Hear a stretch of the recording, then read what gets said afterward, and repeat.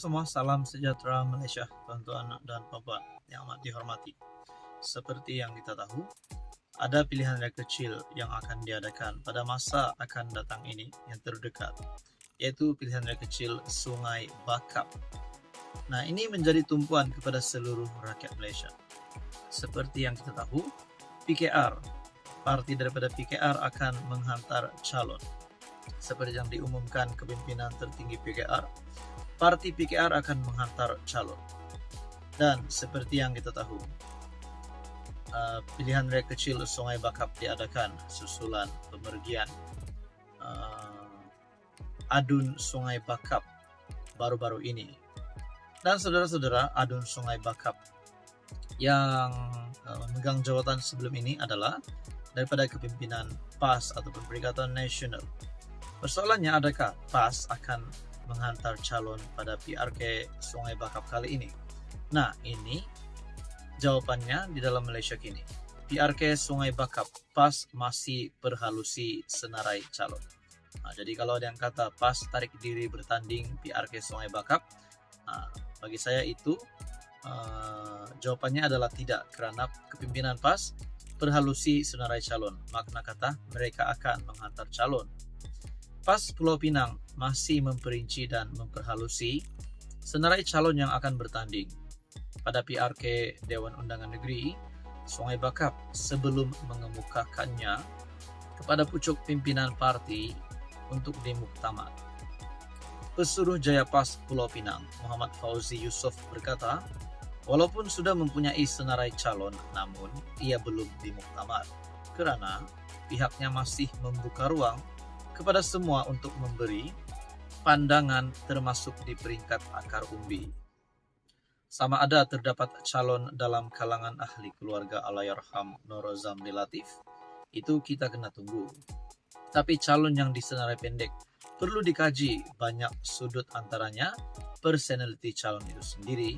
Sebab itu kita mengambil sedikit masa untuk memuktamadkan senarai nama calon, katanya. Beliau berkata nama calon yang telah disenarai pendek mungkin diserah kepada pucuk pimpinan selepas mesyuarat Suruhanjaya pilihan raya Khamis ini, tetapi ia bergantung kepada keadaan semasa. Muhammad Fauzi turut mengucapkan terima kasih kepada Parti Bersatu kerana memberi laluan kepada PAS untuk mempertahankan kerusi itu. Kerusi Dun Sungai Bakap kosong susulan kematian Nur Zamri pada 24 Mei akibat keradangan dalam perut, dan SPR dijangka mengadakan mesyuarat khas bagi membincangkan tarik-tarik penting pelaksanaan PRK di kawasan itu. Ini juga adalah satu pemergian yang pasti mengejutkan kepimpinan PAS di awal. Dan akhirnya saudara-saudara, kita hanya menantikan keputusan daripada SPR berkaitan dengan tarik-tarik penting bagi pelaksanaan PRK Dun Sungai Bakap. Sekian saja untuk kali ini. Teruskan bersama di dalam channel ini untuk info yang seterusnya. Halo semua, salam sejahtera Malaysia. Selamat datang ke channel Fels Lifestyle.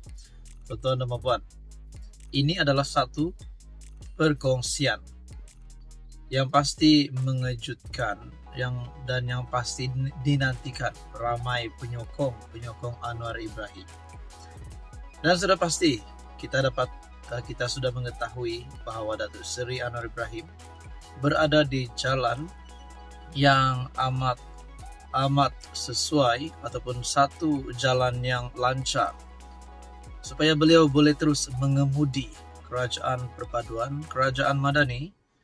Bahkan beliau juga mempunyai harapan untuk terus menjadi Perdana Menteri selepas PRU 16. Nah, saudara-saudara, satu perkongsian daripada Syabuddin Husin ataupun syabuddin.com menyatakan ini 3 perkara yang Anwar harus berhenti bercakap mengenainya. Kalau kita perhati dan teliti, sejak Anwar Ibrahim menjadi Perdana Menteri, ada 3 topik yang menjadi kesukaannya. Bukan saja sebagai bahan percakapan, tetapi juga sebagai subjek yang diulang-ulang. Topik itu ialah sakau, beban hutang negara yang tinggi, dan apabila bercakap tentang subsidi bersasar pula, menjadikan golongan mahakaya sebagai sasarannya. Dulu masa mula-mula beliau bercakap mengenai 3 topik itu terasa seronok mendengarnya. Tetapi lama-kelamaan, bila topik yang sama dijadikan ulangan macam siaran Astro, entah kenapa rasa bosan mulai menjelma menurut Syabuddin. Dalam konteks Sakau dengan kedudukan Anwar sebagai PM, beliau sebenarnya tidak perlu lagi bercakap mengenai topik itu.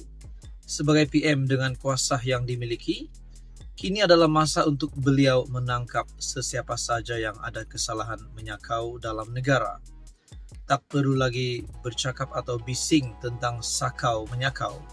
Sepatutnya ketika ini sudah ada harta kekayaan dalam simpanan penyakau-penyakau itu yang telah berjaya dikembalikan kepada tabung khazanah negara. Logiknya, kalau Anwar bercakap tentang orang itu atau orang ini menyakau, sudah tentu bukti ada dalam genggamannya. Setidak-tidaknya sebelum PRU 16, lebih baik Anwar betul-betul menumpukan untuk menangkap siapa penyakau itu dan membawa balik kekayaan yang mereka miliki, sama ada di dalam atau luar negara. Setelah menjadi PM, biarlah kuasa lebih banyak bekerja daripada mulut berbicara. Ini pada pandangan pribadi saya amat setuju dengan kenyataan Syabuddin, ataupun mungkin ini adalah satu nasihat ataupun peringatan kepada Perdana Menteri. Namun saudara-saudara, kita tahu Datuk Seri Anwar Ibrahim adalah PM yang bekerja, adalah PM yang akan membuat ataupun melakukan setiap yang keluar daripada mulut Perdana Menteri, yaitu Datuk Seri Anwar Ibrahim. Berkaitan dengan sakau menyakau, sudah pasti Anwar Ibrahim akan menundukkan musuh-musuh ataupun jerung-jerung penyakau di dalam Malaysia ini, di dalam kepimpinan politik.